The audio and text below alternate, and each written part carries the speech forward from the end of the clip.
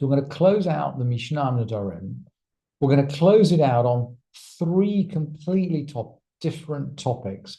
Interestingly, we'll see that the theme of marriage runs right the way through that. And one of the questions we asked at the beginning of the tractate was, well, why does the tractate of Nedarim belong in the Seder of Nashim, the order of women at all? It's with ketubot, it's with divorce, it's with marriage. The answer is not quite clear, but it seems to be one answer is to do with the power of the word. And of course, marriage is about the power of the word. But another seems to be that much of the real content of Nedarim, most of the situational examples that we've seen are to do with marriage and with family relationships. So, and the three Mishnayot that we're going to close on very much focus around these. The first is just, by the way, a training exercise for the kids in the yeshiva. And the Mishnah begins, Tesha Na'arot Nidrehen Hayamin. There are 9 Na'arot. These are girls below, let's say below 12 and a half. And Nidrehen Hayamin, their vows stand. So in other words, their father can't annul their vows. They're, for whatever reason, their father can't annul their vows. And there are 9 examples. The Mishnah is going to teach 9 examples. And the Jerusalem Talmud comes back straight away and says, this 9, it doesn't work. We don't have 9. Tesha, Narot, Nidrehen, Kayamin, etc. There are 9 young women. Amar Rabbi Yochanan, Shtayim. Rabbi Yochanan says there's only 2. There's only 2 examples. And one is adults. So in other words, a girl passes 12 and a half. She becomes a Bulgarian. She's an adult. She's an adult. Her father can't annul her vows anymore. That's the first of Rabbi Yochanan's cases.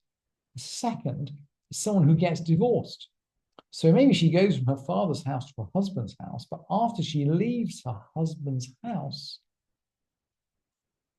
the men, be they the husband or the father, don't have power over her anymore.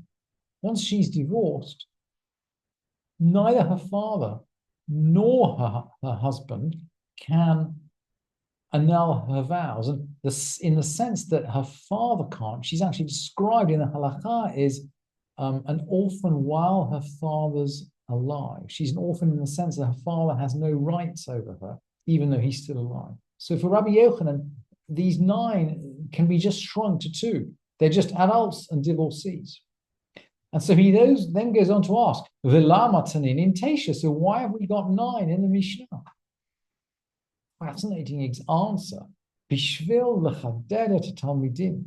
We've got 9 to sharpen up the students, to train the students. This Mishnah is a training exercise. Training exercise.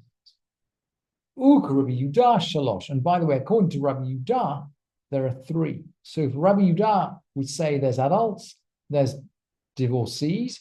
And by the way, what about someone whose father really dies? So this is not someone who's an orphan while her father's alive because she's divorced. She's a real orphan because her father's actually dead. And of course, in that case, she's in her own domain and the father, well, he can't annul her vows because he's no longer around.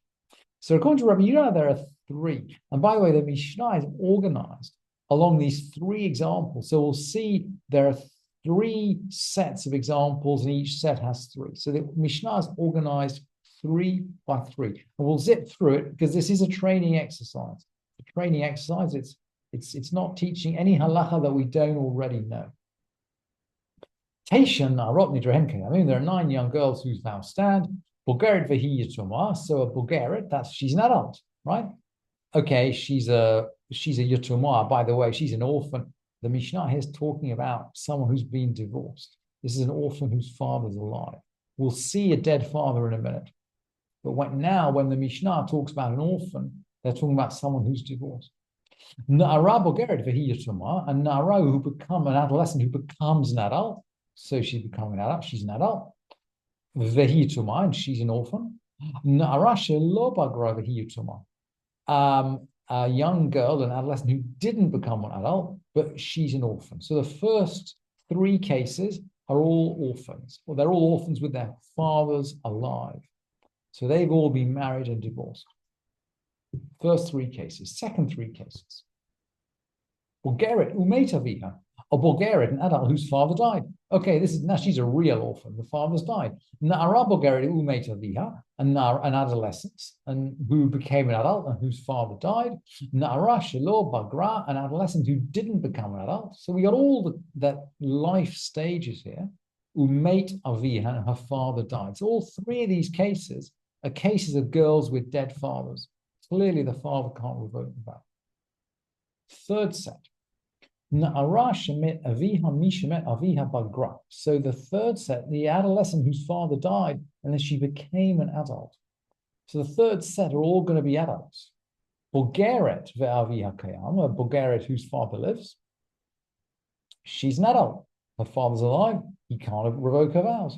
Na'ara Bulgaret ve'aviha kayam. So a Na'ara who became an adult. So she's become an adult.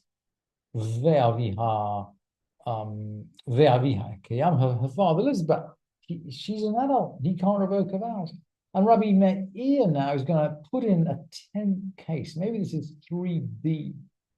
Rabbi Meir omer hamasi ebito ketana. So this is someone who's married off his underage daughter. This is below to the age of 12. Venit almanah, and she became widowed. Or Nit Garsha, maybe she became divorced. For some reason, her husband is no longer around. And of course, she's left the house of her father. She's left the domain of her husband. This is the classic example of an orphan while her father's alive. And she returns to him while she's still she returns to him when she is still underage, still under 12. And the halacha is that her father cannot annul her vows, because once she enters her own domain, and we've learned this halacha already in the Masechet, once she enters her own domain, she's free of the control of her father. What if she swears not to have any benefit from her father or from her husband's father? Kunam she'eni nehenet. I swear I won't have any benefit from my Abba, that means my father, ula avicha, or your father, im osa ani al picha, if I do anything for you. Now we know that the basic marriage contract is that he supports her, but the work of her hands, and it might be sewing or weaving or whatever, belongs to him. So she basically swears that if she performs that part of the contract, she won't have any benefit from her father or from her husband's father. And and the Mishnah will then play the reverse vow as well. Im osa'ani al picha, she'eni ne'eneit lach, im osa'ani al pi abba ve'al pi avicha. I swear I won't have any benefit from you. That means, again, she's negating the fundamental principle of the marriage, because he supports her. She's saying, I won't have any benefit from you if I make anything from my father or your father. Now, we've already learned that a husband can only annul his wife's vows in matters that affect their relationship. And the question, I suppose, that we're debating is does it affect their relationship if she swears not to have benefit from her father or his father? And the Bartanura makes a psychological point. Because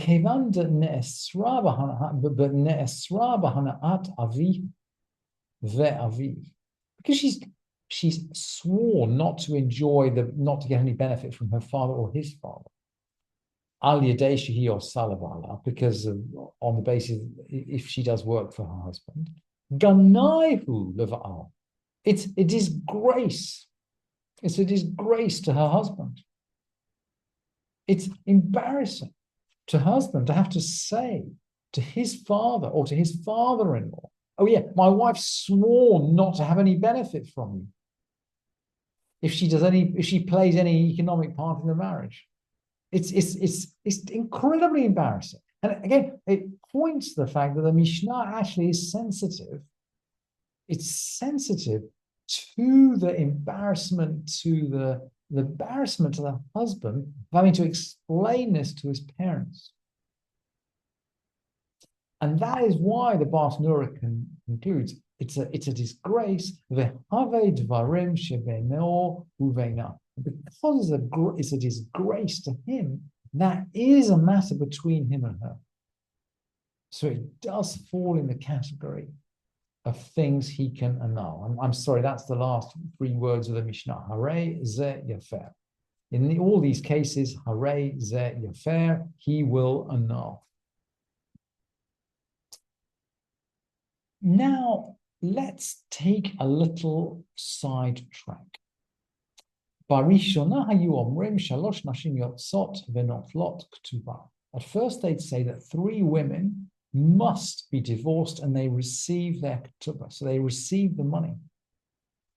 So it feels a bit as if we're in the Mishnah of ketubot here now, because this is all about ketubah. It's not about Nedarim. Let's find out what these three examples are. Someone who says, I'm defiled to you. This is the wife of a Kohen. So essentially she's saying she's been raped. Maybe the Romans invaded the town. Maybe you can think about this as something that happened in war. She says, look, I've been raped. It's not my fault, but I'm now, a Kohen can't marry, a Kohen can't marry someone who's been raped. He has to give a divorce, and he has to pay her the full ketubah. That's the first example. Shemayim beini levenecha. Heaven is between me and you. This sounds to me like it's a very delicate way of saying that he's impotent, or there's some sexual problem. There's some sexual problem that stops the marriage being consummated. She says it very delicately. Shemayim beini levenecha. And she has to be divorced, but with her ketubah. Or now we're going to make a vow. Netula ani min hayudim. I have been removed from the Jews. And this does actually, now we're in Nedarim. She's made a vow not to get any benefit from any Jewish person. So those are the three situations where a woman is divorced and she gets her ketubah. Chazru lamar. They changed. They actually changed this halacha. By the way, this shows the halacha changes. Chazru lamar. They said, Shelot isha notenet eneha ba'acher. They changed the halacha because they didn't want a wife to set her eyes on someone else and say these things. And by the way, if the wife says these things, she does not need to bring proof. She gets a divorce, she gets a ketubah. And you can see, by the way, there are good reasons why, you might not want to bring proof, or you might not be able to bring proof about any of these three situations: that she's been raped, there's some sexual problem, she's sworn a vow, that there's something funny going on in all of these. But anyway, they changed the halacha because they didn't want a woman just to turn up and say these things, get a ketubah, and then go off and marry some other guy who she, maybe was younger or sexier or richer or whatever. For whatever reason, a woman might want to get married to somebody else. Maybe a better conversationalist. Ayla. So, okay, how did they change the so they changed the halacha. So a woman wouldn't set her sight on a different person, and make herself unavailable to her husband.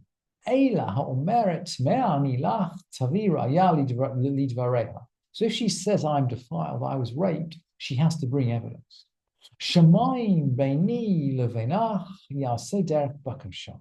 If she says heaven is between me and you, there's some kind of problem, they try to mediate, they try to sort it out. Maybe this is an early kind of sex therapy already testified to in the Mishnah. And now we're going to get on to the Nedarim.